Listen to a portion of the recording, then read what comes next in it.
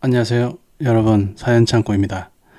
자신이 무정자증이라고 믿고 있었던 한 재벌 회장이 있었습니다. 그런데 조금씩 밝혀지는 또 다른 진실. 바로 한번 들어보시겠습니다. 그리고 사연 시작 전 구독과 좋아요 한 번씩만 부탁드립니다.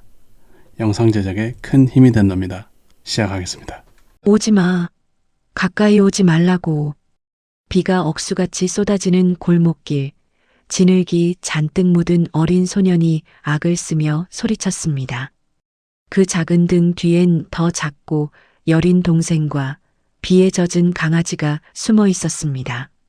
제게 서열 1위, 천하를 호령하는 회장님은 그 고함에 얼어붙고 말았습니다. 무서워서가 아니었습니다. 그 아이의 눈이 7년 전 헤어진 첫사랑의 눈과 소름 끼치도록 닮아 있었기 때문입니다.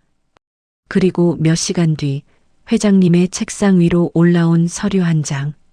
그 종이 한 장이 대한민국 재벌가의 판도를 송두리째 뒤집어 놓을 줄은 아무도 몰랐습니다. 한태성이 리무진 뒷좌석에 몸을 맡기며 깊은 한숨을 내쉬었습니다. 국내 재계 서열 1위 HS그룹의 회장인 그에게 오늘 성사시킨 1조 원 규모의 M&A 계약은 또 하나의 승리였지만 그의 표정에는 승리의 기쁨 대신 깊은 공허감만이 서려 있었습니다. 40대 중반의 나이에 이룬 모든 것들이 무색할 만큼 그의 마음속에는 채워지지 않는 거대한 구멍이 자리 잡고 있었습니다. 회장님, 저녁 약속 시간이 임박했습니다. 비서실장이 조심스럽게 말했지만 태성은 대답하지 않았습니다. 조금 서두르겠습니다. 운전기사가 낮은 목소리로 말하며 속도를 조금 높였습니다. 창밖으로 굵은 빗방울이 유리창을 세차게 두드리고 있었습니다. 11월의 차가운 비가 도심을 흠뻑 적시면서 네온 사인들을 번지게 만들었습니다. 신호등 앞에서 차가 멈추자 태성은 무심코 고개를 돌려 창밖을 내다보았습니다. 평소라면 그냥 지나쳤을 풍경이었지만 오늘은 왠지 시선이 머물렀습니다. 어두운 골목 어귀에서 낡은 옷을 입은 두 아이가 비에 젖은 강아지 한 마리를 자신들의 외투로 감싸고 있었습니다. 아이들의 앙상한 손이 떨리면서도 강아지의 체온을 지키려 애쓰는 모습이 태성의 시선을 사로잡았습니다. 형으로 보이는 아이가 동생을 품에 안고 동생은 작은 강아지를 꼭 끌어안고 있었습니다. 저기 저 아이들. 태성이 중얼거렸습니다. 눈빛이 흔들렸습니다. 그때 형으로 보이는 아이가 고개를 들어 태성과 눈이 마주쳤습니다.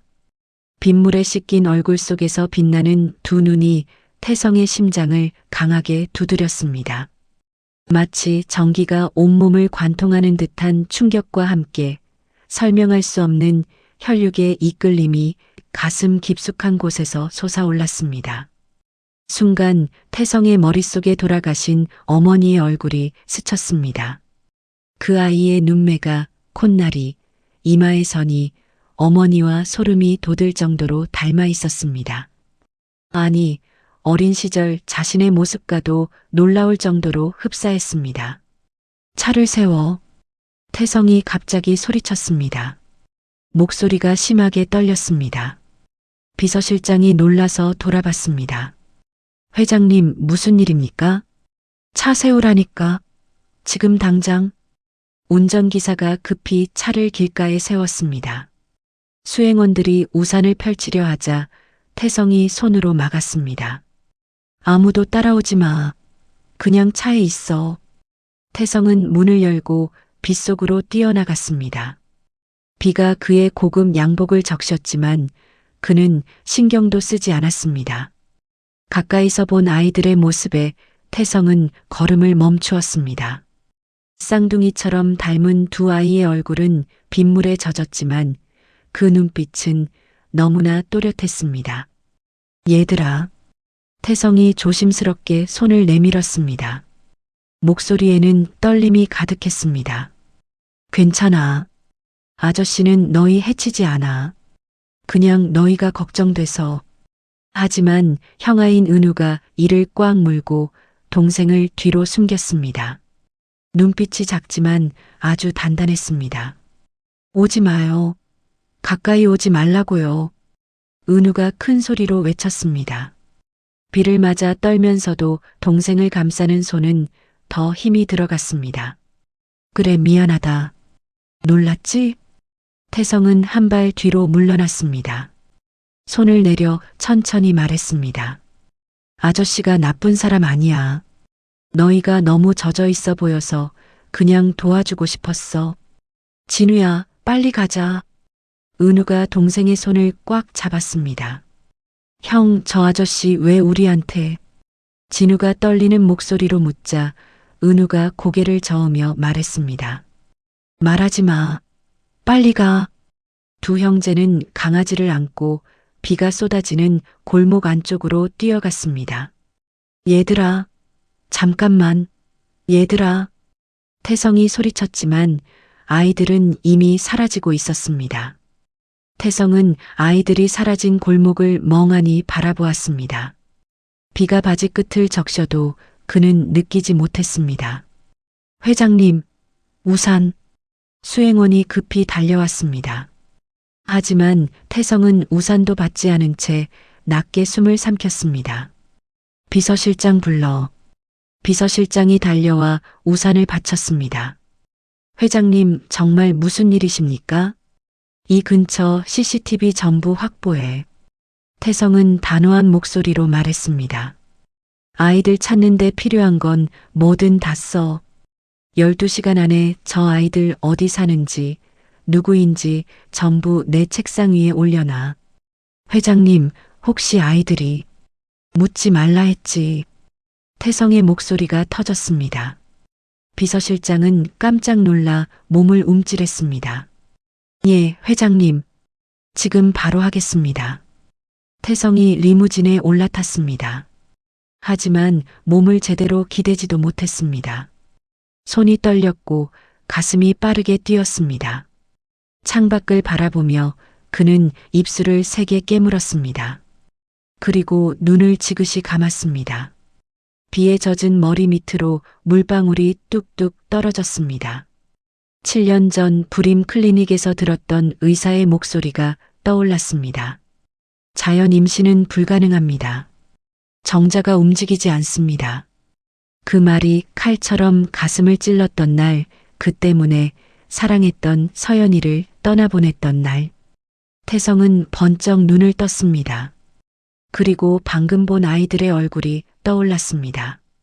자신과 똑같은 눈, 똑같은 코, 똑같은 이마. 저택으로 가. 태성이 낮은 목소리로 말했습니다. 차는 조용히 출발했습니다. 태성은 창밖을 보며 손을 꽉 쥐었습니다. 가슴속에서 어떤 감정이 계속 요동쳤습니다. 두 아이의 얼굴이 떠나지 않았습니다. 그가 내린 결론은 단 하나였습니다. 저 아이들을 다시 찾아야 한다.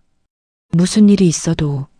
새벽 5시 태성은 잠을 한숨도 자지 못한 채 서재에 앉아 있었습니다. 책상 위에는 아직 도착하지 않은 조사 보고서를 기다리며 손가락으로 책상을 두드리고 있었습니다. 어젯밤 본 아이들의 얼굴이 계속 머릿속에서 떠나지 않았습니다. 특히 형 아이의 경계심 가득한 눈빛과 동생을 지키려던 모습이 자꾸만 되살아났습니다. 회장님, 보고서 가져왔습니다.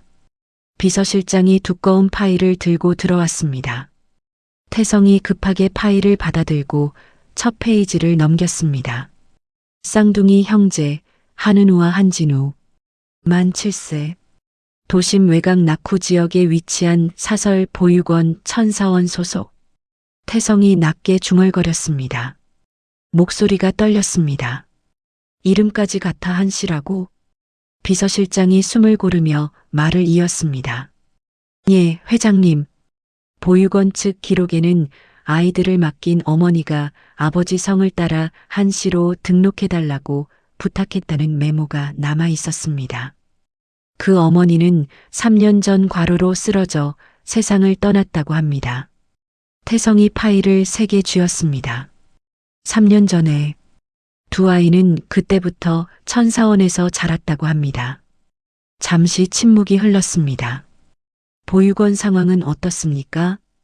비서실장이 조금 난처한 얼굴을 하고 말했습니다.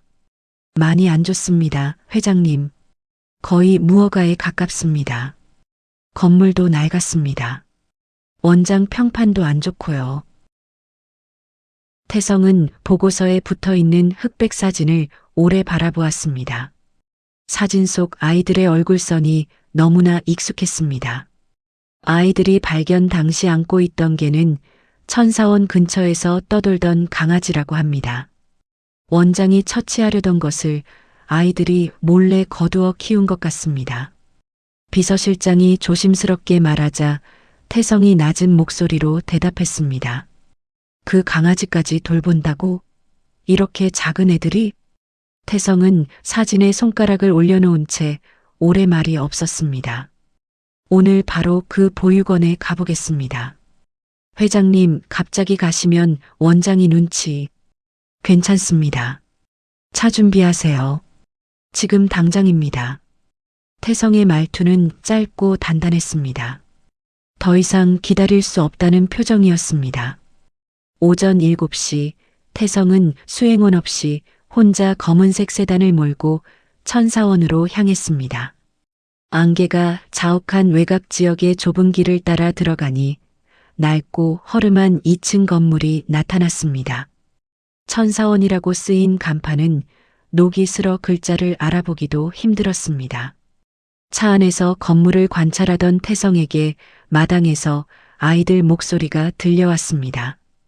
창문 너머로 은우와 진우가 계집 옆에 웅크려 앉아 있었습니다. 누렁아, 오늘도 배고프지? 형아가 밥 조금 남겼어. 진우가 작은 손으로 강아지를 쓰다듬었습니다. 은우는 빵 조각을 꺼내며 말했습니다. 우리보다 네가 더 배고플 거야. 이거라도 먹어. 천천히 먹어. 둘이 강아지에게 말 거는 모습이 너무도 자연스럽고 따뜻했습니다. 그러던 중, 야, 너희 또 뭐 하는 거야? 날카로운 고함이 들렸습니다. 뚱뚱한 중년 남자가 빗자루를 들고 마당으로 뛰어나왔습니다. 원장님, 저희는 그냥. 은우가 몸을 움츠리며 대답하려는 순간, 이 더러운 게 밥값이 얼마나 드는 줄 알아? 당장 치워. 원장은 빗자루를 강아지에게 휘둘렀습니다. 안 돼요. 진우가 강아지를 감싸며 몸을 던졌습니다. 그리고 바로 이어진 소리. 퍽! 아야! 작은 진우의 비명이 공기 속을 찔렀습니다. 진우야! 은우가 급히 달려와 동생을 감싸 안았습니다. 그러자 이번엔 은우의 어깨에 빗자루가 내려쳤습니다. 으! 원장이 거친 숨을 내쉬며 소리쳤습니다. 밥도 제대로 못 먹는 놈들이 개까지 키워. 너희 엄마처럼 될래. 그 말에 은우가 크게 눈을 떴습니다. 진우는 겁에 질려 울음을 터뜨렸습니다. 태성의 손이 차문 손잡이를 억세게 잡았습니다. 저 미친놈. 그러나 그는 문을 열지 않았습니다. 지금 나가면 법적 절차가 꼬일 수 있다는 판단이 순간적으로 머릿속을 스쳤습니다. 내려서 바로 때려 눕히고 싶었지만 그럴 수 없었습니다. 태성은 깊게 숨을 삼키고 전화를 꺼냈습니다. 지금 HS 의료재단 무료 검진 프로그램 바로 가동하세요. 비서실장의 놀란 목소리가 들렸습니다. 회장님, 지금 말씀이 천사원에서 진행합니다. 의료진으로 위장한 보안팀도 함께 보내세요. 보안팀까지요? 예. 아이들 혈액과 구강상피 세포 전부 채취해야 합니다. 원장에게는 후원금 명목으로 봉투 하나 쥐어주세요. 그자가 무슨 서류에 사인하는지도 모르게. 비서실장은 놀라 멈칫했습니다. 회장님 설마. 말 길게 하지 마세요. 바로 준비하세요. 오늘 오후에 합니다. 알겠습니다. 전화를 끄는 태성은 다시 마당을 보았습니다. 원장이 건물 안으로 들어가자 은우가 떨리는 손으로 진우의 등을 쓰다듬고 있었습니다. 진우야, 괜찮아. 형이 있잖아. 울지 마. 강아지도 두 아이 옆에 얼굴을 가져다 대며 조용히 낑낑거렸습니다. 태성은 이를 꽉 물었습니다. 저 아이들을 어떻게 저렇게. 몇 시간 후 HS 그룹 의료재단 소속 의료진들이 천사원에 도착했습니다. 태성도 흰 가운과 마스크를 쓰고 의료진 속에 섞여 들어갔습니다.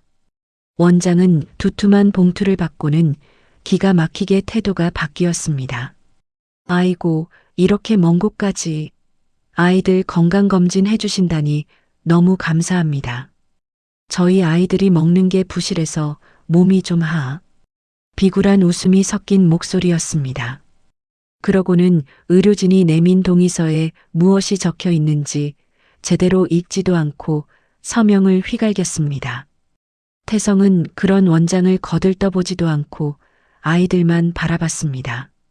검진이 시작되자 태성은 망원 카메라로 아이들의 몸 상태를 꼼꼼하게 찍었습니다. 곳곳에 난 멍 자국, 영양실조로 푹 꺼진 배와 마른 팔뚝, 그리고 오늘 생긴 것으로 보이는 상처들. 진우가 체열을 받으며 은우에게 물었습니다. 형 주사 무서워. 은우는 동생의 손을 잡아주며 말했습니다. 괜찮아. 금방 끝나. 울면 더 아파. 형만 믿어. 태성은 아이들의 대화를 들으며 손끝이 떨렸습니다. 이어 은우의 구강상피 세포를 채취할 때 은우가 태성을 올려다보며 조심스럽게 물었습니다. 선생님, 저희 많이 아픈가요? 태성은 한참 말이 나오지 않다가 힘겹게 답했습니다. 아니야. 너희는 아주 좋은 아이들이야. 걱정 안 해도 돼. 은우는 천천히 고개를 끄덕였습니다. 검진이 모두 끝난 후 의료진이 나가자 태성도 밖으로 걸어 나왔습니다. 손에 들린 검체 상자를 꼭 쥐었습니다.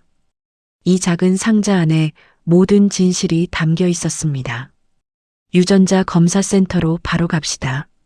태성이 운전기사에게 말했습니다. 목소리는 낮았지만 단단했습니다. 오늘 마침내 진실을 확인할 시간이었습니다. 유전자 검사센터에 도착한 태성은 직접 검체를 센터장에게 전달했습니다. 평소라면 비서를 통해 처리했을 일이지만 이번만은 자신이 직접 나서야 했습니다. 센터장님, 이 검사는 절대 기밀로 처리되어야 합니다. 태성의 눈빛이 매서웠습니다. 센터장이 긴장한 얼굴로 고개를 숙였습니다. 물론입니다, 회장님.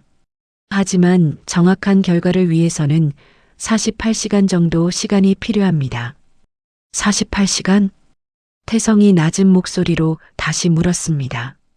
그럴 시간이 없습니다. 24시간 안에 결과 가져오세요. 센터장이 식은땀을 닦았습니다. 회장님, 24시간이면 너무. 결과에 0.001%라도 오차가 있으면 이 센터는 오늘로 문 닫습니다. 태성이 단호하게 잘랐습니다. 정확하게, 빨리. 두 번 말 안 합니다. 센터장은 얼굴이 하얗게 질리며 고개를 끄덕였습니다. 알겠습니다. 바로 진행하겠습니다. 가장 좋은 장비로 정확하게 하겠습니다. 태성이 센터를 나서는 길에 비서실장으로부터 전화가 왔습니다. 회장님, 추가 조사 결과입니다. 아이들의 생년월일이 특이합니다. 어떻게요? 태성의 발걸음이 멈췄습니다. 회장님께서 서연희 씨와 헤어지신 날로부터 정확히 7개월 후입니다. 헤어지실 당시 이미 임신 초기였던 것으로 보입니다. 태성이 크게 숨을 들이쉬었습니다. 입술이 떨렸습니다. 뭐라고? 정확합니다, 회장님. 날짜가 딱 맞습니다. 태성이 한 손으로 벽을 짚었습니다. 그래서 내가 그날, 연희와 헤어진 날 그녀가 울며 붙잡았던 모습이 떠올랐습니다. 그때 비서실장이 조심스럽게 말을 이었습니다. 그리고 또 하나 이상한 점이 있습니다. 말하세요. 회장님의 옛 주치의였던 김상훈 박사가 작년에 한민철 부회장의 재단 이사로 들어갔습니다. 그 직후 큰 금액이 움직인 흔적이 있습니다. 태성의 얼굴이 얼음처럼 굳었습니다. 민철이랑 내 주치의가? 예. 우연이라고 보기 어렵습니다. 태성의 목소리가 낮게 갈라졌습니다. 한민철의 동향 24시간 감시하세요. 그리고 7년 전 내 불임 검사 기록 전부 다시 뒤져보세요. 삭제된 것까지 전부. 알겠습니다. 전화를 끊자마자 태성은 숨을 길게 내쉬며 주먹을 쥐었습니다. 그날 밤 태성은 직접 IT 보안팀을 불렀습니다. 한민철이 드나드는 고급 멤버십 클럽의 영상을 독순술 전문가와 함께 분석했습니다. 화면 속 민철은 술을 마시며 시끄럽게 떠들고 있었습니다. 형님, 무너뜨릴 카드가 잘 있고 있지. 민철이 비웃으며 말했습니다. 옆 사람이 물었습니다. 뭔 카드인데 그렇게 자신만만해? 7년 전부터 준비한 보험이지. 민철이 잔을 들며 말했습니다. 형님이 아무리 잘나도 이 카드 하나면 끝나. 형님 핏줄이 어디서 어떻게 자라는지 형님은 꿈에도 모르지. 사람들이 웃자 그는 더 큰 소리로 떠들었습니다. 내가 들고 있는 동안 그 꼬맹이들은 시한폭탄이야. 언제든 터뜨릴 수 있어. 태성은 모니터를 보며 이를 갈았습니다. 저놈이 알고 있었어. 손이 떨려 마우스를 제대로 잡지 못했습니다. 다음 날 아침 민철 측 비서가 허둥지둥 사무실로 뛰어들었습니다. 부회장님, 큰일 났습니다. 민철이 잔을 탁 내려놓았습니다. 왜 이렇게 시끄러워? 한태성 회장이 어제 천사원에 의료진을 보냈답니다. 민철의 표정이 순간 굳었습니다. 뭐라고? 천사원? 예. 무료 건강검진이라며 아이들까지 전부 검사했습니다. 혈액도? 그런 것 같습니다. 민철이 책상을 세게 쳤습니다. 즉, 형님이 눈치챈 건가? 확실하지 않지만 유전자 검사 가능성이 있습니다. 민철은 방 안을 왔다 갔다 했습니다. 7년 동안 숨겨놓은 걸 지금 들켜? 김상훈 박사에게 연락했지만 연락이 안 됩니다. 뭐? 지금 당장 다시 전화해. 그 시각 태성은 IT팀과 함께 7년 전 의료 서버 복구 작업을 진행 중이었습니다. 회장님, 찾았습니다. IT팀장이 다급히 외쳤습니다. 7년 전 회장님의 검사 기록이 외부 접속으로 조작된 흔적이 있습니다. 뭐라고? 정상 수치를 인위적으로 불임 수치로 바꿔놓은 기록입니다. 시간대, IP 주소 전부 나옵니다. 태성이 모니터를 바라보며 주먹을 떨었습니다. 접속한 사람은 누구야? IP 추적 결과 한민철 부회장의 사무실입니다. 그 말에 태성의 숨이 멎었습니다. 저놈이 나를 불임으로 만든 거야.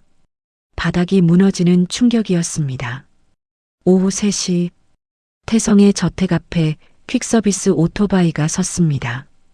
배달원이 말했습니다. 한태성 회장님 맞으시죠? 친전입니다. 태성은 떨리는 손으로 봉투를 받아 서재로 들어갔습니다. 그리고 봉투를 뜯었습니다. 유전자 검사 결과가 눈에 박혔습니다. 친자관계 일치 확률 99.999%. 태성의 몸이 그대로 무너졌습니다.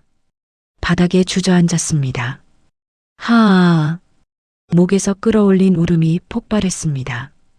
억눌린 감정이 한순간에 터졌습니다. 내 아이들인데, 내 아들들인데.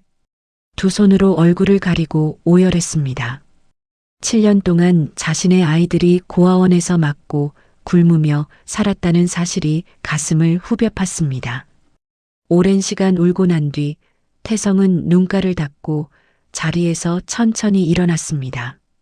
표정은 무표정했지만 눈빛은 완전히 달라져 있었습니다. 태성이 민철의 사무실에 전화를 걸었습니다. 민철아, M&A 건으로 이야기 좀 하자. 지금 내 사무실로 간다. 민철은 당황했지만 침착한 척했습니다. 아, 형님? 예, 오십시오. 기다리겠습니다. 태성이 사무실에 들어서자 민철은 억지 웃음으로 맞았습니다. 형님, 요즘 많이 피곤해 보이시네요. 혹시 개인적인 일 있으십니까? 개인적인 일? 태성이 가볍게 웃었습니다. 그게 무슨 말이냐? 아, 그냥요. 이런저런 소문이 있어서. 소문? 태성이 민철을 똑바로 바라보며 말했습니다. 어떤 소문인지 나도 들어보고 싶은데. 민철은 잠시 눈을 피했습니다. 아닙니다. 그냥 농담입니다. 태성이 사무실에서 나간 후 민철은 곧바로 잠금폰을 꺼냈습니다. 여보세요? 원장, 그 꼬맹이들 내일 바로 섬으로 보내. 입막음 비용 2배 줄 테니까 확실하게 해.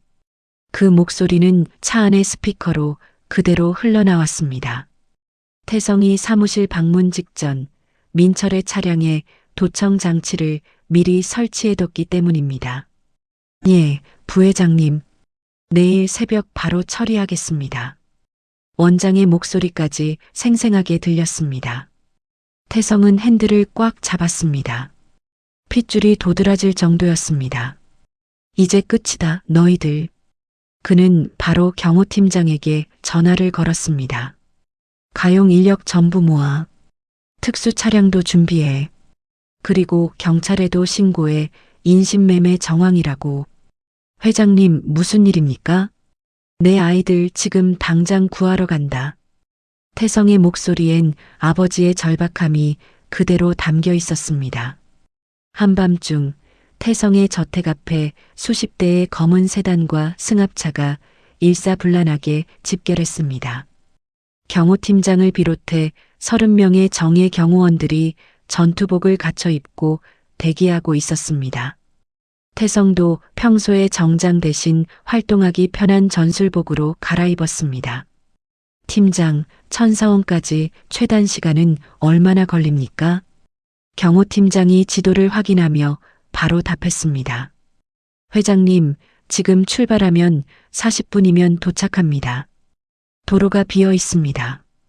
경찰 특수팀도 동시 출동하기로 했지만 아이들이 새벽에 섬으로 끌려가기 전 도착이 어려울 수 있습니다. 좋습니다. 우리가 먼저 진입합니다. 1분도 아끼지 맙시다. 태성이 선두 차량에 올라타려는 순간 저택 입구 쪽에서 삐걱거리는 소리가 들렸습니다. 낡은 경차 하나가 경호 차량 틈에 끼어들었습니다. 경호원들이 일제히 움직였습니다. 정지하세요. 누구십니까? 그때 경차 문이 열리며 여자가 뛰어내렸습니다. 숨이 거칠었고 얼굴은 다급했습니다. 한태성 회장님. 태성이 놀라 창을 내렸습니다. 누굽니까? 여성은 주먹을 꽉 쥐고 외쳤습니다. 지금 바로 가시면 안 됩니다. 함정일 수 있어요. 태성이 잠시 여자를 응시했습니다. 당신 누구죠? 저는 이수연 변호사예요. 서연이의 절친이었습니다. 며칠 전부터 회장님 댁 근처를 지켜보고 있었어요. 천사원에 의료진을 보내셨다는 소식을 듣고 곧 움직이실 거라 예상했습니다. 그 순간 태성의 표정이 굳었습니다. 연희를 아신다고요? 네. 연희가 마지막까지 당신을 떠올렸습니다. 제가 미국에서 소식을 늦게 듣고 3년 전 바로 돌아왔어요. 그리고 그때부터 아이들을 계속 찾아다녔어요. 수연은 가방을 풀어헤치며 외쳤습니다. 민철 씨가 뒷문을 지키고 있을 가능성이 높아요. 정면으로 들어가면 아이들을 바로 빼돌릴 겁니다. 태성은 급히 차에서 내렸습니다. 잠깐, 민철을 어떻게 압니까? 여기 있습니다. 수연은 가방에서 낡은 다이어리를 꺼내 건넸습니다. 연희가 남긴 일기예요. 절대 버리지 말라고 해서 들고 다녔습니다. 태성이 다이어리를 넘겼습니다. 글씨는 작았지만 또렷했습니다. 태성 씨가 불임이라는 진단을 받은 날 민철이 찾아왔다. 내가 임신한 사실을 어떻게 알았는지 아이를 지우라고 했다. 거절하자 태성 씨를 해치겠다고 협박했다. 나라도 사라지면 태성 씨는 안전할 것이다. 아이들은 내가 지킨다. 태성이 떨리는 손으로 다이어리를 덮으며 낮게 말했습니다. 연희가 나 때문에. 수연이 조용히 고개를 끄덕였습니다. 연희는 정말 당신을 사랑했습니다. 그리고 아이들도 계속 당신 이야기를 했어요. 태성의 입가가 크게 떨렸습니다. 변호사님, 당신의 도움 꼭 필요합니다. 수연이 고개를 숙였습니다. 제가 안내하겠습니다. 우회로로 가면 들키지 않습니다. 태성의 차량 행렬이 수연의 경찰을 따라 산길로 조용히 들어섰습니다. 새벽 3시 천사원 뒤편 산길에 수십 대 차량이 늘어서며 침묵 속에 작전이 시작되었습니다. 경호팀장이 망원경으로 상황을 살폈습니다. 회장님, 정문에 승합차 한 대 있습니다. 사람 둘이 타고 있고 주변을 계속 살피고 있습니다. 보아하니 인신매매 브로커 같습니다. 태성이 이를 악물었습니다. 뒷문은 조용합니까? 예. 하지만 움직일 준비는 되어 있는 듯합니다. 누군가 신호만 보내면 바로 아이들을 데려갈 수 있는 구조입니다. 태성이 짧게 말했습니다. 정면 먼저 무력화, 그 다음 담장 부수고 진입합니다. 아이들 다치면 안 됩니다. 조심하세요. 명령 떨어지면 바로 움직이겠습니다. 경호원들이 일제히 분산되었습니다. 담장을 따라 정문을 향해, 지붕을 향해 각자 위치를 잡았습니다. 정문 앞 브로커가 라이터로 담배를 피우며 중얼거렸습니다. 왜 이렇게 늦는 거야? 애들만 건네면 돈 바로 들어온다는데. 그때 콰직! 담장이 무너지는 소리와 함께 검은 그림자들이 쏟아져 들어왔습니다. 뭐야? 누구야? 브로커가 놀라 차 문을 잡으려 했지만 이미 늦었습니다. 움직이지 마. 손 들어. 바닥에 엎드려. 경호원들이 눈 깜짝할 사이에 제압했습니다. 브로커가 울먹였습니다. 뭐야, 당신들 누구야? 경호원들이 차갑게 응수했습니다. 입 다물어. 할 말 있으면 경찰 가서 해. 같은 시간 천사원 건물 안. 원장이 은우와 진우를 거칠게 흔들었습니다. 일어나. 빨리 일어나. 지금 당장 나간다. 은우가 겁먹은 눈으로 물었습니다. 어디로요? 왜요? 시끄러워. 따라오기나 해. 원장은 아이들의 손목을 세게 잡아 끌었습니다. 진우가 아파 울음을 터뜨렸습니다. 아야 아파요. 울지 마. 이미 늦었어. 얼른 나와. 원장은 아이들과 강아지를 지하로 밀어 넣었습니다. 누렁이 같이 가는 거예요?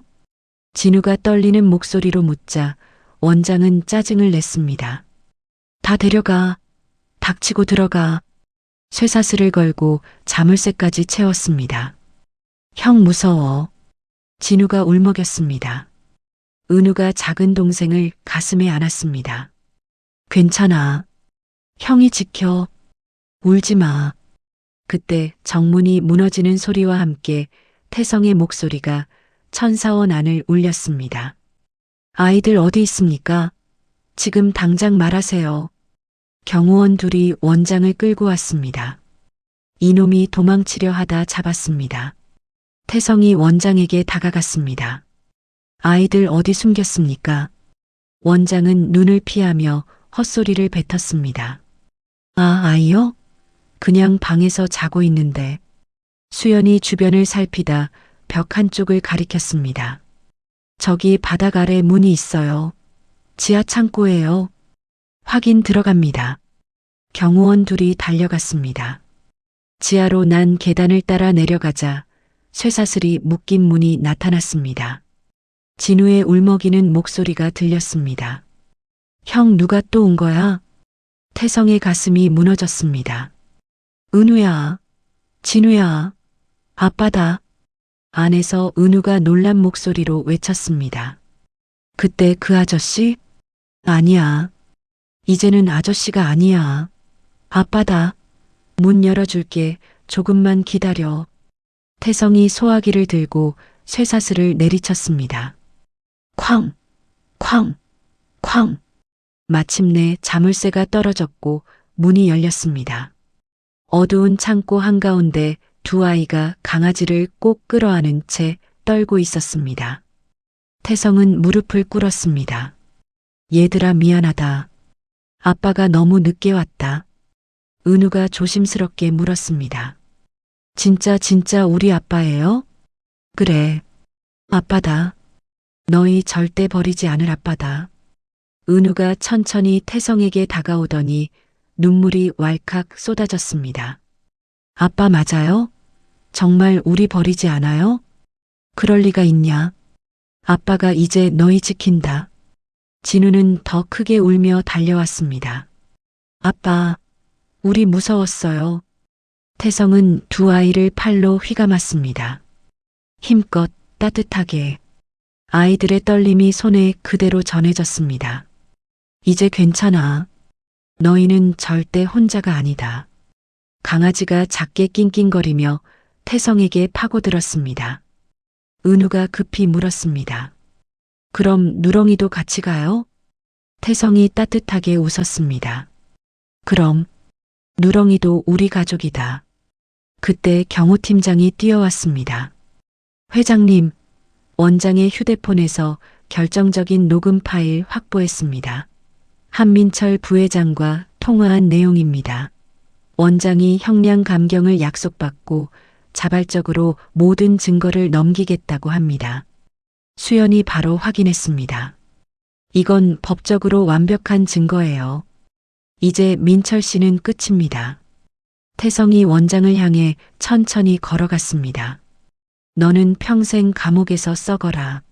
내 아이들에게 한 집 그대로 돌아갈 것이다. 원장은 그대로 주저앉아 울기 시작했습니다. 태성은 아이들과 강아지를 리무진에 태웠습니다. 문이 닫히자마자 은우가 태성의 손을 잡았습니다. 아빠, 이제 정말 끝난 거죠? 그래, 끝났다. 이제 우리 집으로 가자. 진우가 해벌쭉 웃으며 말했습니다. 우리 아빠 집에서 자요? 그래. 오늘부터 우리 모두 한 집에서 산다. 아이들은 안도의 한숨을 내쉬며 태성의 무릎 위에서 잠이 들었습니다. 강아지도 곁에서 코를 골기 시작했습니다. 태성은 아이들과 강아지를 바라보며 조용히 말했습니다. 이제 진짜 가족이 시작된다.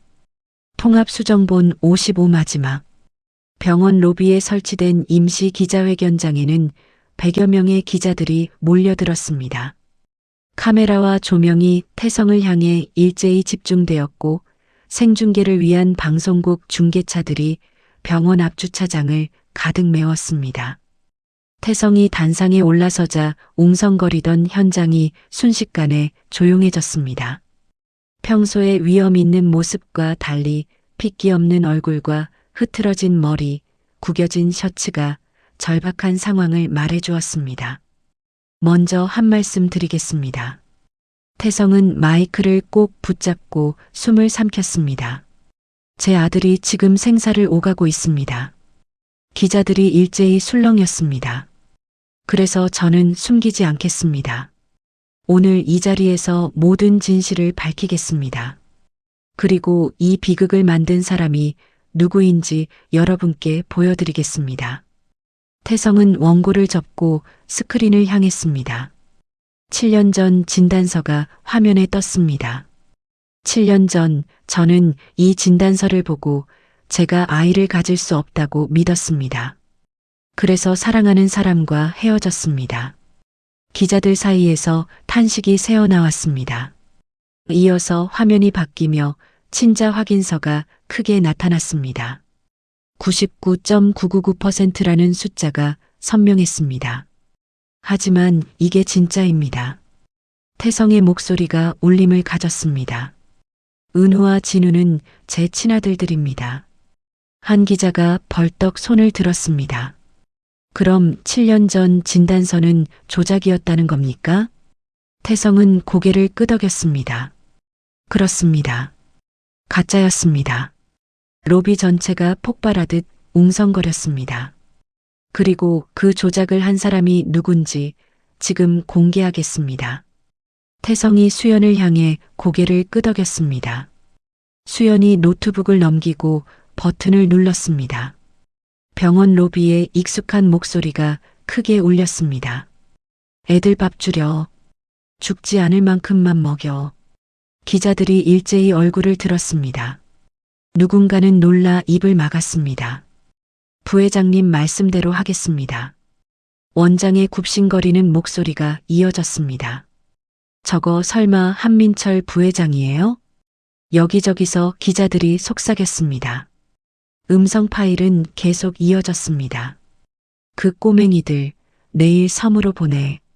남들 모르게. 입막음 비용 2배 줄 테니까 확실히 해. 예. 알겠습니다. 현장이 완전히 뒤집혔습니다. 기자들은 실시간 속보를 보내기 위해 정신이 없었고 누군가는 카메라를 흔들며 외쳤습니다. 이건 범죄입니다. 이 정도면 살인이나 다름없어요. 그 소리를 들은 태성이 단상에서 외쳤습니다. 보십시오. 이게 제 동생 한민철이 제 아이들에게 한 짓입니다. 태성의 눈이 붉게 충혈되었습니다. 7년 동안 제 아이들을 죽지 않을 만큼만 먹이고 협박용 카드로 숨겨온 겁니다.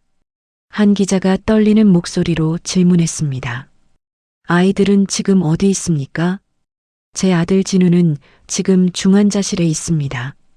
태성의 목소리가 완전히 무너졌습니다. 학대로 약해진 심장 때문에 오늘 밤을 넘기기 힘들 거라고 했습니다. 기자들 사이에 눈물을 훔치는 이들이 보였습니다.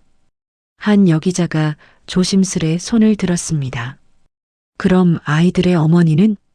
태성의 표정이 무너졌습니다. 연희는 3년 전에 세상을 떠났습니다. 아이 둘을 혼자 키우다가 과로로 쓰러졌습니다. 로비가 완전히 숙연해졌습니다. 연희는 제가 아이들을 알게 되면 민철이 저를 해칠까봐 떠났습니다. 저를 지키려고 혼자 숨은 겁니다. 저도 그걸 이제야 알았습니다. 태성이 말을 잇지 못하고 고개를 숙였습니다. 그때 수연이 마이크를 들고 자리에서 일어났습니다. 저는 서연희 씨의 친구이자 법률 대리인 이수연 변호사입니다. 수연은 카메라를 향해 일기장과 USB를 들었습니다. 지금부터 천사원 내부 CCTV 영상을 공개하겠습니다. 대형 스크린이 켜졌습니다. 원장이 아이들을 때리는 장면, 밥을 뺏어가는 장면, 두 아이가 강아지와 기댄 채 떨고 있는 장면. 기자들 중 몇 명은 고개를 돌렸습니다. 너무 보기 힘들었기 때문이었습니다. 수연이 크게 외쳤습니다. 이 모든 영상과 녹음 파일은 검찰에 이미 제출했습니다. 한민철 부회장은 곧 구속됩니다. 그때 태성의 휴대폰이 울렸습니다. 회장님, 진우 군이 깨어났습니다. 순간 태성의 표정이 환해졌습니다. 그는 마이크를 잡고 외쳤습니다. 제 아들 진우가 깨어났다고 합니다. 기자들은 모두 놀라서 서로를 바라봤습니다. 저는 이제 아들 곁으로 가겠습니다. 그리고 약속드립니다. 태성은 단상에서 한 걸음 앞으로 나왔습니다. 이 사건 절대 그냥 넘어가지 않겠습니다. 아이들을 이렇게 만든 사람들 반드시 법의 심판을 받을 겁니다.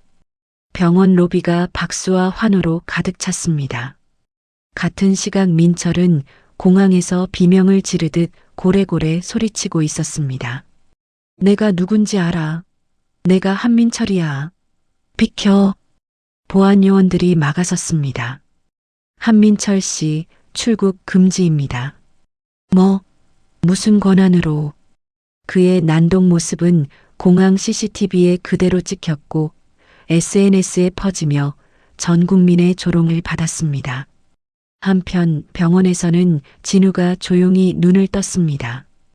태성이 침대 옆에서 손을 잡고 있었습니다. 진우야. 태성의 목이 떨렸습니다. 진우가 힘겹게 입술을 움직였습니다. 아빠. 태성과 은우 그리고 수연까지 모두 울음을 터뜨렸습니다. 그래 아빠야. 이제 괜찮아. 이제 절대 내 손 놓지 않을 거야. 진우가 약하게 물었습니다. 나쁜 아저씨는? 걱정하지 마. 곧 감옥 간다. 다시는 우리한테 손 못 댄다. 진우가 안심하듯 눈을 감았습니다. 다음 날 아침 말끔한 정장을 차려입은 태성이 법원으로 향했습니다. 오늘은 한민철의 구속심사가 열리는 날이었습니다. 서울중앙지방법원 앞은 이른 아침부터 인산인해를 이뤘습니다. 한민철의 구속을 촉구하는 시민들이 들고 있는 피켓에는 아동학대 공범 처벌하라, 한민철 구속하라는 구호들이 적혀 있었습니다. 취재진들도 법원 계단부터 입구까지 빼곡히 자리를 잡고 있었습니다. 오전 10시 태성이 당당한 걸음걸이로 법원 정문을 통과했습니다. 평소에 위험 있는 모습이 완전히 되돌아왔고 눈빛에는 확신이 가득했습니다. 시민들이 태성을 보자 박수와 환호성을 보냈습니다. 한 회장님, 힘내세요. 아이들 꼭 지켜주세요. 태성은 시민들을 향해 깊게 고개를 숙였습니다. 감사합니다. 꼭 정의를 세우겠습니다. 법정 내부도 방청객들로 가득 찼습니다. 피고석에 앉은 한민철의 모습은 며칠 전과 완전히 달랐습니다. 초췌한 얼굴, 비틀린 표정, 그리고 손목에 채워진 수갑. 하지만 여전히 버릇처럼 턱을 들고 있었습니다. 판사가 엄숙하게 말했습니다. 피고인 한민철, 일어서십시오. 민철은 천천히 일어서며 여전히 거만한 눈빛을 보였습니다. 피고인은 아동학대 교사, 인신매매 미수, 사문서, 위조, 업무상 배임 등의 혐의에 대해 어떻게 생각합니까? 무죄입니다. 민철이 목소리를 높였습니다. 녹음 파일, 조작된 겁니다. 저는 아이들 일에 관여한 적 없습니다. 방청석에서 야유가 터졌습니다. 거짓말하지 마라. 악마네, 악마야. 판사가 책상을 두드렸습니다. 조용히 하십시오. 민철 측 변호사가 일어나 말했습니다. 재판장님, 증거 수집 과정에서 위법이 있었습니다. 도청으로 얻은 자료는 모두 무효입니다. 그 순간 수연 변호사가 증인석으로 나섰습니다. 재판장님, 수연이 침착하게 서류를 꺼내 들었습니다. 해당 녹음 파일은 천사원 원장이 자발적으로 제출한 것입니다. 도청이 아닙니다. 변호인이 당황해 소리쳤습니다. 증거는 믿을 수 없습니다. 수연이 바로 받아쳤습니다. 여기 원장의 서명이 있습니다. 본인이 직접 제출한다는 확인서입니다. 재판장이 고개를 끄덕였습니다. 증거 채택합니다. 변호인단의 얼굴이 하얗게 질렸습니다. 수연이 계속 말했습니다. 또한 피고인이 7년 전 의료 기록을 조작한 흔적도 있습니다. 수연이 리모컨을 눌렀습니다. 스크린에 디지털 로그 기록이 상세히 나타났습니다. 이 IP는 피고인의 사무실 것입니다. 접속 시간도 정확합니다. 정자 수치가 바뀐 시점도 분명합니다. 방청석에서 누군가 외쳤습니다. 이건 완전 범죄자네. 이제 다 들켰다. 민철의 입술이 떨렸습니다. 그러나 그는 억지로 큰 소리 쳤습니다. 증거가 뭐가 됐든 나는 몰라. 저건 다 누가 꾸민 거야. 그때 포승줄에 묶인 채 원장이 증인석에 섰습니다. 법정 전체가 조용해졌습니다. 검사가 물었습니다. 피고인과 어떤 관계입니까? 원장은 고개를 떨군 채 말했습니다. 한민철 부회장님이 시키는 대로 했습니다. 방청석에서 여기저기서 비명이 터졌습니다. 저게 인간이야? 아이들을 그렇게 해놓고 구체적으로 어떤 지시를 받았습니까? 검사가 물었습니다. 밥줄이라고 했습니다. 아이들이 너무 말랐다고 말하면 혼났습니다. 원장의 목소리가 떨렸습니다. 그리고 회장님이 오면 아이들을 숨기라고 했습니다. 원장이 문자 메시지를 공개했습니다. 애들 조용히 관리해라. 형님 오면 바로 보고해. 입막음 비용 보냈다. 방청석에서 다시 야유가 쏟아졌습니다. 저런 놈은 감옥 가야지. 아이들한테 뭐라고 한 거야? 민철이 벌떡 일어나 소리쳤습니다. 저 자식 거짓말이야. 내가 언제 그런 말을 했어. 판사가 목소리를 높였습니다. 피고인, 조용히 하십시오. 더 방해하면 퇴정시킵니다. 민철은 분노에 떨며 자리에 앉았습니다. 검사가 마지막 증거를 제시했습니다. 피고인의 계좌에서 7년간 1,004원으로 송금된 2억 원 모두 확인했습니다. 법정 전체가 숨을 삼켰습니다. 민철의 변호인단은 더 이상 할 말이 없었습니다. 고개를 숙인 채 아무도 일어서지 않았습니다. 판사가 정회를 선언하고 30분 후 다시 법정이 열렸습니다. 피고인 한민철, 판사의 목소리가 더욱 무겁게 울렸습니다. 피고인의 죄질은 매우 불량합니다. 방청석이 조용해졌습니다. 증거인멸과 도주 우려가 매우 높습니다. 따라서 모두가 판사의 입을 바라보았습니다. 구속영장을 발부합니다. 순간 법정이 환호성으로 뒤흔들렸습니다.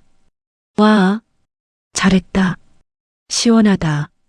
시민들이 자리에서 박수를 치고 울먹이기까지 했습니다.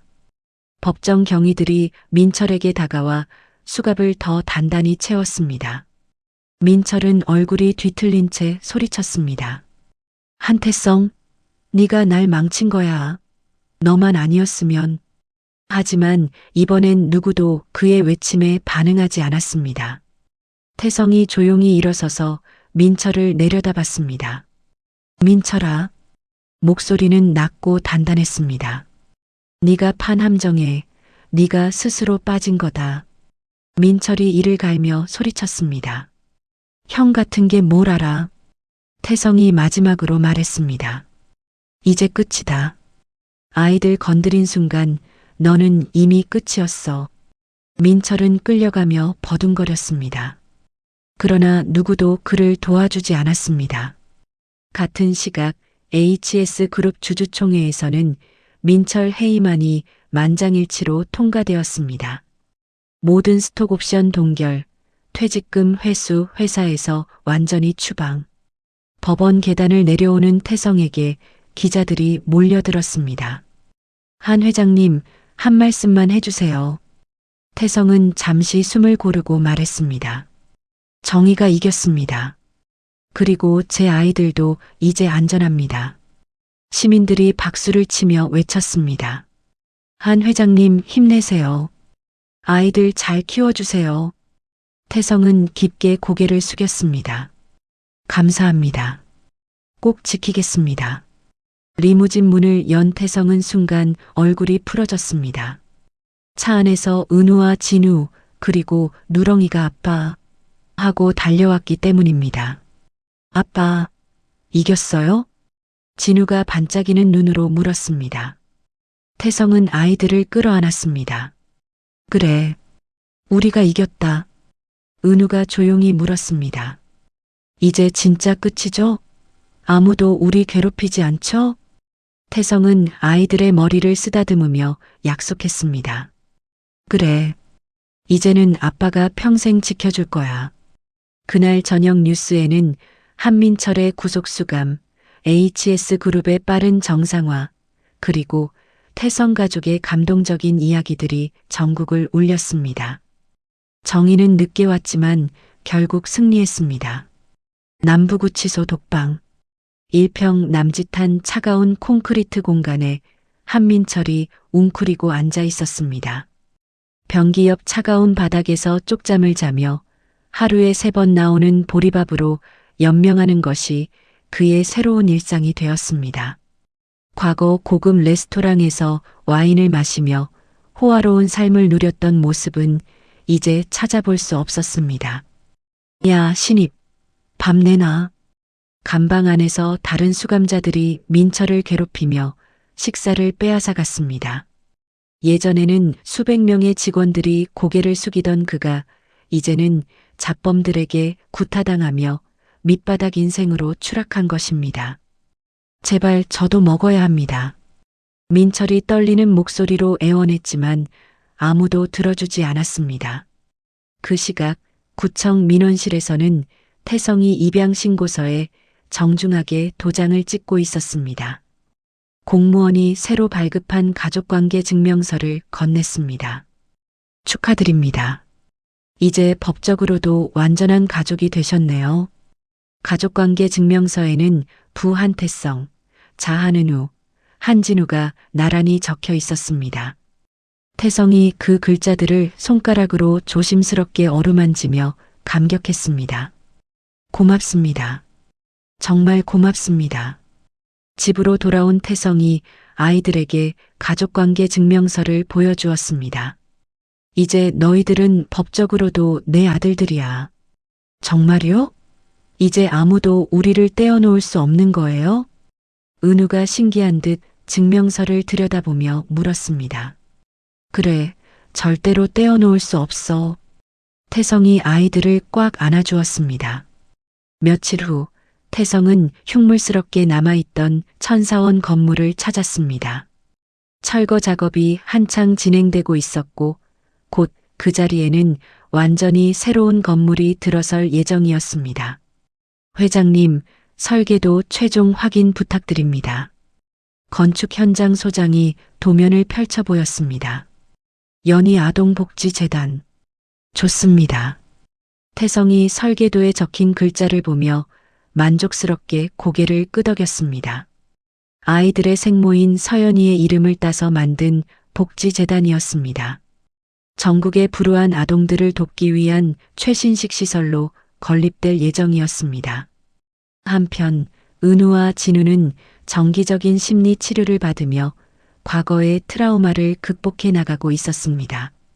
처음에는 악몽에 시달렸지만 아버지와 함께하는 안정된 생활 속에서 점차 회복되었습니다. 오늘은 어떤 꿈을 꿨니? 심리치료사가 진우에게 부드럽게 물었습니다. 좋은 꿈이요. 아빠랑 형이랑 누렁이랑 함께 공원에서 놀았어요. 진우가 밝게 웃으며 대답했습니다. 무서운 꿈은 안 꿨구나? 네, 이제 무서운 꿈 안 꿔요. 아빠가 지켜주거든요. 치료사가 태성에게 긍정적인 신호를 보냈습니다. 아이들의 정신 상태가 많이 호전된 것입니다. 어느 저녁 태성은 수연을 고급 레스토랑으로 초대했습니다. 테라스에서 와인을 마시며 야경을 바라보는 두 사람의 사이에는 편안한 분위기가 흘렀습니다. 수연 씨 덕분에 아이들을 찾을 수 있었어요. 정말 감사합니다. 태성이 진심을 담아 말했습니다. 저도 연희를 위해 한 일이에요. 연희가 그토록 지키려 했던 아이들이 아버지를 만난 걸 보니 정말 기뻐요. 수연이 따뜻한 미소를 지었습니다. 대화를 나누는 동안 두 사람은 서로에 대한 깊은 이해와 신뢰를 확인할 수 있었습니다. 동지애에서 시작된 감정이 점차 다른 무언가로 발전하고 있었습니다. 집에 돌아온 태성을 아이들이 반겼습니다. 아빠, 수연 이모는 언제 또 와요? 진우가 천진난만하게 물었습니다. 왜? 수연 이모가 좋아? 네, 수연 이모가 우리 엄마가 되었으면 좋겠어요. 진우의 말에 은우도 고개를 끄덕였습니다. 저도 그랬으면 좋겠어요. 수연 이모는 진짜 엄마 같아요. 아이들의 순수한 바람에 태성의 얼굴이 붉어졌습니다. 며칠 후 태성은 용기를 내어 수연에게 정식으로 교제를 신청했습니다. 아이들에게도 저에게도 당신이 필요합니다. 태성이 진심을 담아 고백했습니다. 저희와 함께 하시겠어요? 진정한 가족이 되어주시겠어요? 수연이 따뜻한 미소로 태성의 손을 잡았습니다. 저야말로 영광이에요. 연희도 분명 기뻐할 거예요. 두 사람의 관계가 연인으로 발전하자 아이들이 가장 기뻐했습니다. 주말을 맞아 네 사람과 강아지는 서연이가 잠들어 있는 추모공원을 찾았습니다. 아이들이 엄마의 묘비에 정성스럽게 카네이션과 들꽃을 올려놓았습니다. 엄마, 저희 아빠 찾았어요. 그리고 새 엄마도 생겼어요. 은우가 묘비에 대고 말했습니다. 엄마가 보내준 거죠? 고마워요. 진우도 작은 손을 모으며 인사했습니다. 태성이 묘비 앞에서 무릎을 꿇고 조용히 말했습니다. 연희야, 당신이 목숨 걸고 지켜준 아이들을 이제 내가 평생 책임질게. 그리고 당신이 못다한 사랑도 내가 대신 해줄게. 수연도 옆에 무릎을 꿇고 묘비에 절했습니다. 연희 언니, 아이들 잘 키우겠어요. 언니 목까지 사랑해줄게요. 계절이 바뀌어 첫눈이 내리는 날이었습니다. 태성의 저택 정원에는 아이들과 강아지가 눈사람을 만들며 즐거워하는 웃음소리가 울려 퍼졌습니다. 아빠, 눈사람 코 달아주세요. 진우가 당근을 들고 뛰어왔습니다. 태성과 수연은 테라스에서 따뜻한 차를 마시며 이 평화로운 광경을 바라보았습니다. 이런 일상이 얼마나 소중한지 이제 알겠어요. 태성이 수연의 손을 잡으며 말했습니다. 우리가 이 평화를 끝까지 지켜나가야죠. 수연이 고개를 끄덕이며 대답했습니다. 그때 TV에서 남부구치소 뉴스가 나왔습니다. 한민철이 차가운 독방에서 홀로 떨고 있는 모습이 잠시 비춰졌습니다. 감옥에서 민철은 자신이 버린 가족이라는 가치가 돈보다 훨씬 소중했음을 뒤늦게 깨닫고 있었습니다. 하지만 이미 모든 것이 늦어버렸습니다. 시간은 빠르게 흘러갔습니다. 태성의 서재 책장에는 아이들의 성장 과정을 담은 앨범들이 하나둘씩 늘어갔습니다. 첫 입학식, 생일 파티, 여행 사진들이 가득 채워진 앨범들이었습니다. 가족의 뿌리는 단단하게 내려지고 있었고 진정한 행복이 무엇인지 모두가 깨닫게 되었습니다. 사랑으로 맺어진 가족의 끈은 그 어떤 시련도 이겨낼 수 있을 만큼 강해졌습니다. 10년이라는 긴 세월이 흘러 HS그룹은 태성의 윤리 경영 철학과 혁신적인 비전으로 국내를 넘어 세계적인 존경을 받는 기업으로 성장했습니다. 각종 경영 평가에서 연속으로 1위를 차지했고 특히 사회적 책임을 다하는 기업의 모범 사례로 꼽히고 있었습니다.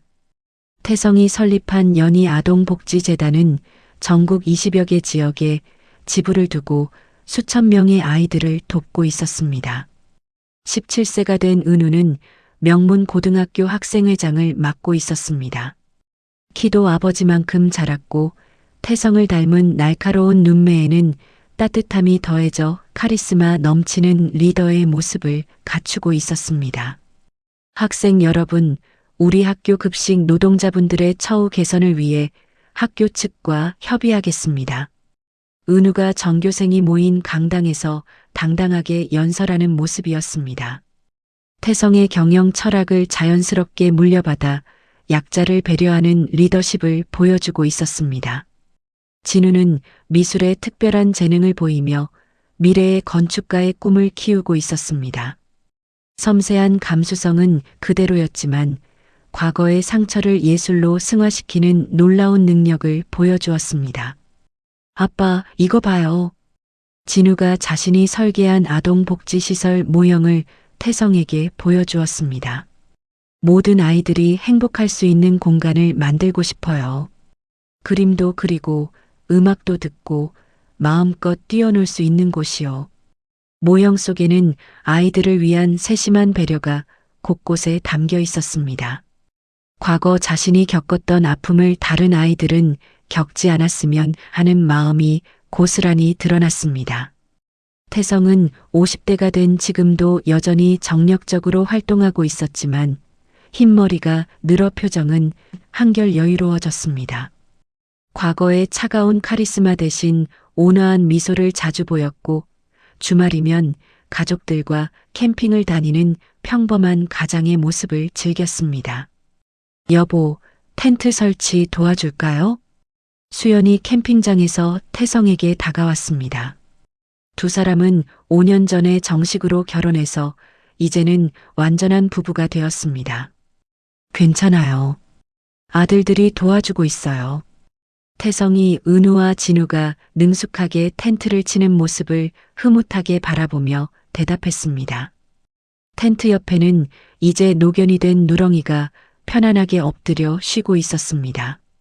10년 전 비 오는 날 만났던 그 강아지는 이제 가족의 든든한 일원으로 자리 잡았습니다.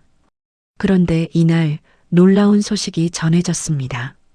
한민철이 가석방으로 풀려났다는 소식이었습니다. 중형을 선고받았지만 수감 10년 만에 가석방 심사를 통과한 것입니다. 서울역 인근의 무료 급식소에는 노숙자들이 길게 줄을 서 있었습니다.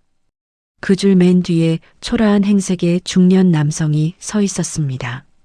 한때 재계의 실력자였던 한민철이었지만 이제는 알아볼 수 없을 정도로 초췌해진 모습이었습니다. 수감 중 모든 재산이 압류되고 가족과도 인연이 끊어진 채 출소한 그에게 남은 것은 아무것도 없었습니다. 다음 분, 급식소 직원이 부르자 민철이 플라스틱 그릇을 내밀었습니다. 손이 떨리고 있었고 머리는 완전히 하얗게 새어 있었습니다. 급식을 받고 구석자리에 앉은 민철이 우연히 테이블 위에 있던 신문을 보게 되었습니다. 일면에는 태성과 가족들이 함께 웃고 있는 화목한 사진이 크게 실려 있었습니다. HS그룹 한태성 회장 가족, 아동복지재단 10주년 기념행사 참석. 기사 제목 아래에는 성장한 은우와 진우 그리고 수연과 함께 행복해 보이는 태성의 모습이 담겨 있었습니다. 심지어 늙은 강아지까지 함께 찍힌 따뜻한 가족 사진이었습니다. 민철이 신문을 구겨버리려다가 손을 멈췄습니다. 그리고 조용히 신문을 품에 넣으며 쓸쓸히 자리에서 일어났습니다. 아무 말 없이 급식소를 나서는 그의 뒷모습은 한없이 초라했습니다. 같은 시각 태성의 저택 거실 벽면은 매년 찍은 가족 사진들로 가득 채워져 있었습니다.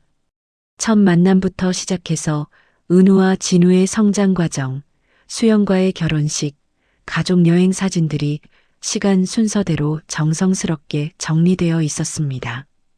올해 새로 찍은 사진에는 17세가 된 아들들과 수연 그리고 노견이 된 누렁이까지 모두가 환하게 웃고 있는 모습이 담겨 있었습니다. 올해도 정말 행복한 한 해였네요. 수연이 사진들을 바라보며 감회에 젖어 말했습니다. 10년 전만 해도 이런 날이 올 줄 꿈에도 몰랐어요.